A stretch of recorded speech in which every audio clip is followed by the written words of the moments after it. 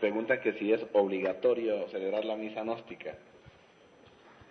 Pues hombre, como quiera que la iglesia gnóstica funciona para el pueblo y por el pueblo, es claro que se hace obligatorio celebrarla públicamente para el pueblo. Además, en la misa gnóstica hay incluidos sermones, como ustedes recordarán al asistir a cualquier ritual de misa gnóstica. En esos sermones el sacerdote está obligado a hablar en una forma muy sencilla para el pueblo. Pero que los sacerdotes no cometan el error de hablar en un lenguaje que el pobre pueblo no entienda. Si tienen ganas de hablar asuntos esotéricos elevados, que lo hagan en el círculo esotérico, que lo hagan en tercera cámara o en segunda, pero no ante el pueblo. Creo que el pueblo merece alguna consideración. Al pueblo se le debe hablar sin términos técnicos de ninguna especie, porque el pueblo no entiende tales términos. Se le debe hablar en un lenguaje muy simple, muy sencillo, al alcance de todos. Nunca se debe usar la tribuna para herir a alguien con la palabra. Jamás se debe tratar de ironizar o satirizar en alguna forma al auditorio, al pueblo, a los fieles. La palabra debe salir del corazón, no de los distintos agregados psíquicos que llevamos dentro. Con profundo dolor me doy cuenta que cuando alguien habla, la palabra sale desgraciadamente, no de las profundidades del ser, sino de entre el fondo de cualquier agregado psíquico inhumano. Si la palabra brotara exclusivamente de la esencia, no habría nada que objetar, sería pura, perfecta. Pero las gentes tienen los agregados psíquicos muy desarrollados. Así es que muchos sacerdotes gnósticos o directores de santuarios en general, cuando se dirigen a la Grey, lo hacen casi siempre con el propósito secreto de lanzar alguna ironía contra alguien, de humillar a alguien, de insultar a alguien, etc. Es decir, no nace la palabra de la esencia pura, no brota del ser, surge de entre cada botella, deviene de entre el fondo de algún yo, y por ello no es espontánea, no es pura, no produce un efecto creador. Por lo común, la palabra que los sacerdotes gnósticos pronuncian tiene origen entre las entrañas de tal o cual agregado psíquico, ya sea este de envidia, ya sea de ira, ya sea de amor propio, ya sea de orgullo, de egoísmo, de autosuficiencia, de autoimportancia, de engreimiento, de ambición, etc. Mas nunca con dolor veo que surja la palabra espontánea, brotada de entre las entrañas del ser, y esto es lamentable. Cuando la palabra surge de entre las profundidades del ser, está llena de plenitud y de belleza interior. Mas cuando la palabra surge de entre las entrañas de tal o cual agregado psíquico, está condicionada por el mismo, no tiene elasticidad, no tiene ductibilidad, no goza de plenitud, no es íntegra y produce en el ambiente discordias, problemas de toda especie. Los devotos concurren al rito, concurren al lumicial para recibir un bálsamo de consuelo en su adolorido corazón. Mas si se le da a los devotos en vez de miel y hiel, ¿qué alivio podrían tener? ¿Cómo haríamos para que progresara el movimiento gnóstico cristiano universal? Si proseguimos con esa conducta,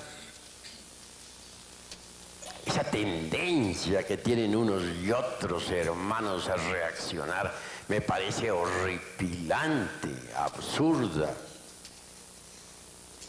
No son dueños de sus propios procesos psicológicos. Si se les puya, reaccionan. Siempre reaccionan ante todo. No olviden ustedes que en el mundo vivimos y que hay tres clases de alimento para uno. El primer alimento, ya lo conocen ustedes, la comida. Es el menos importante, parece increíble, pero así es. Prueba de que es el menos importante es que uno puede vivir sin comer muchas veces hasta un mes. Mahatma Gandhi duraba hasta 3 meses sin comer. Este alimento entra por la boca y va al estómago. La segunda clase de alimento es el aire, la respiración. Se relaciona con las fosas nasales y los pulmones. Difícilmente podríamos vivir siquiera 4 o 3 minutos sin respirar. La gente dura normalmente 1 minuto sin respirar y luego viene un síncope. Gracias a un entrenamiento, por ejemplo, podría uno llegar hasta 2 y 3 minutos, o a 4, que ya sería el máximo de los máximos. Pero son pocos, ¿no? O raros los que llegan a poder vivir 4 minutos sin respirar. Esto nos está indicando que el segundo alimento es todavía más importante que el primer alimento. Por último viene el tercer alimento, que es aún más importante. Quiero referirme en forma enfática a las impresiones. Si la comida no lograra impresionar el organismo humano, pues jamás nos alimentaríamos, no funcionaría el óvulo intestinal, el estómago en general, moriríamos. Si el aire no lograra impresionar los pulmones y la sangre, pues de nada serviría el aire. Así, mis queridos hermanos, este tercer alimento es más importante porque nadie podría existir, ni siquiera un solo segundo, sin el alimento de las impresiones. Ahora bien, todo alimento necesita pasar por una transformación. El alimento relacionado con el estómago, o sea, la alimentación, necesita pasar por una transformación.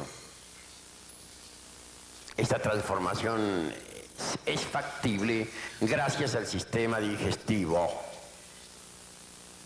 El alimento relacionado con la respiración tiene como vehículo de transformación a los pulmones. Pero para el tercer tipo de alimento no hay un órgano especial. No hay estómago ni hay pulmones que valgan. Hay que crear ese tercer órgano. Todo lo que nos llega a la mente viene en forma de impresiones. Ustedes me están escuchando aquí, ven un hombre que les está hablando a través de un micrófono, y esto todo es un conjunto de impresiones que llega a la mente. Todas las aventuras de la vida, todas las emociones y pasiones, todo lo que nos rodea llega a nosotros en forma de impresiones. El aire se transforma mediante los pulmones. La comida se transforma mediante el estómago. Y aire y comida se convierten en principios vitales para el organismo. Desgraciadamente las impresiones no se transforman. Quedan en la mente sin digerir. Las impresiones sin digerir se convierten en nuevos agregados psíquicos, es decir, en nuevos yoes. Y eso es gravísimo. Hay que digerir las impresiones. ¿Cómo? Reflexionemos un poco. Mediante la conciencia superlativa del ser. Normalmente las impresiones llegan a la mente y la mente reacciona sobre las impresiones. Si alguien nos insulta, reaccionamos con ganas de vengarnos. Si alguien nos ofrece una copa de vino, reaccionamos con ganas de beber.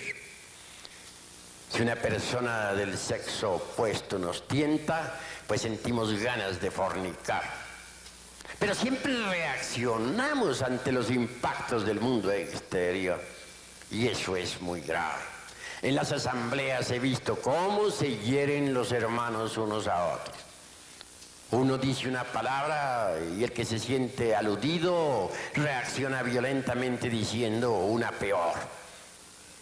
A veces lo que dice no es demasiado grosero, se vuelve sutil, muy decente y acompañado de una sonrisa, pero en el fondo lleva el veneno espantoso de la reacción violenta. No hay amor entre los hermanos. Se han olvidado de su propio ser y solo viven en el mundo del ego, en el mundo de las reacciones. Cuando uno se olvida de su propio ser, reacciona violentamente. Si uno se olvida de su propio ser en presencia de una botella de vino, resulta borracho. Si uno se olvida de su propio ser en presencia de una persona del sexo opuesto, resulta fornicando. Si uno se olvida de su propio ser interior profundo en presencia de un insultador, resulta insultando. Lo más grave en la vida es olvidarse de sí mismo. Así que es necesario transformar las impresiones, y eso solamente es posible interponiendo entre las diversas vibraciones del mundo exterior y la mente, la propia conciencia. Cuando uno interpone entre las impresiones y la mente eso que se llama conciencia, es obvio que las impresiones se transforman en fuerzas y poderes de orden superior. Normalmente las impresiones están constituidas por un hidrógeno muy pesado, el hidrógeno 48. Cuando uno interpone entre las impresiones y la mente la conciencia, el hidrógeno 48 se transforma en 24, que sirve para el alimento del cuerpo astral. A su vez, el excedente del 24 se transforma en hidrógeno 12, que sirve para el alimento del cuerpo mental. Y por último, el hidrógeno 12, el excedente, repito, se transforma en hidrógeno 6, que sirve para el alimento del cuerpo causal. Pero si uno no transforma las impresiones, estas se convierten en nuevos agregados psíquicos, en nuevos yoes. Así que debemos transformar las impresiones mediante la conciencia. Es muy fácil interponer la conciencia entre la mente y las impresiones, entre las impresiones y la mente. Para recibir las impresiones con la conciencia y no con la mente, solo se necesita no olvidarnos de sí mismos en un instante dado. Si alguien en cualquier momento nos está hiriendo con la palabra, no debemos olvidarnos de nuestro propio ser. No debemos permitir que la mente reaccione. No debemos permitir que intervenga el mí mismo, el amor propio, el orgullo, el engreimiento, etc. En esos instantes solo el ser debe estar en nosotros. Debemos estar concentrados en el ser para que sea el ser, la conciencia superlativa del ser, la que reciba las impresiones y las digiera correctamente. Así se evitan esas horripilantes reacciones que todos unos y otros tienen ante los impactos procedentes del mundo exterior. Así se transforman completamente las impresiones y transformadas esas impresiones en fuerzas superiores nos desarrollan maravillosamente. Amigos, repito, que los sacerdotes no vuelvan a cometer el error de reaccionar violentamente contra el prójimo. Que los directores, que los misioneros cancelen de una vez esa horripilante tendencia que tienen a reaccionar. Si alguien dice algo, que lo diga, pero ¿por qué tiene que reaccionar su vecino? Cada cual es libre de decir lo que quiera. En cuanto a mí atañe, afirmo lo que tengo que afirmar. Y si alguien me refuta, si dice lo contrario en una plática dada sobre algún problema que tenemos, me limito a guardar silencio. Ya dije y eso es todo. ¿Por qué he de querer en cuestiones privadas imponer mi concepto a la fuerza? Eso es absurdo.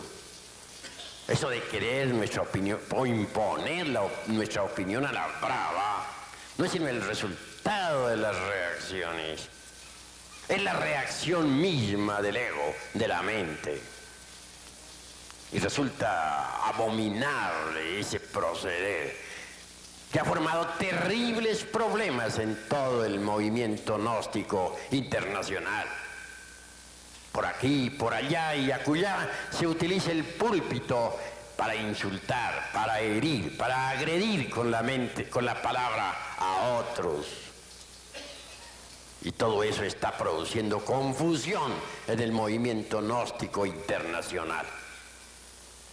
Hasta aquí mis palabras.